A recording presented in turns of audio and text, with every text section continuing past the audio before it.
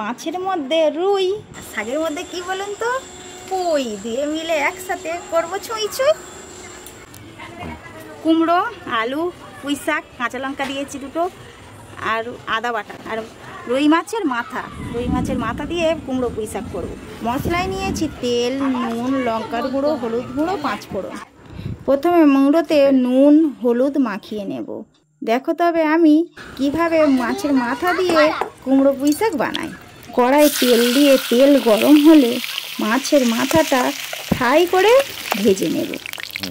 ওই তেলেতে 5 ফোড়ন দিয়ে কুমড়ো, আলু, কাঁচা লঙ্কা দিয়ে হালকা ভেজে নুন, হলুদ, লঙ্কার গুঁড়ো, আদা বাটা সব কিছু দিয়ে ভালো করে ভেজে পুঁই শাকটা তুলে দেব। পুঁই শাকটা একটু সিদ্ধ হয়ে এলে মাছের মাথাগুলো ওতে দিয়ে দেব।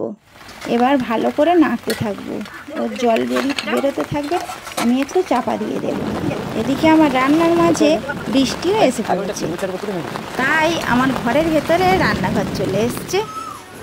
এবার একটু জল দিয়ে চিনি দিয়ে সিদ্ধ করে নামিয়ে নেব।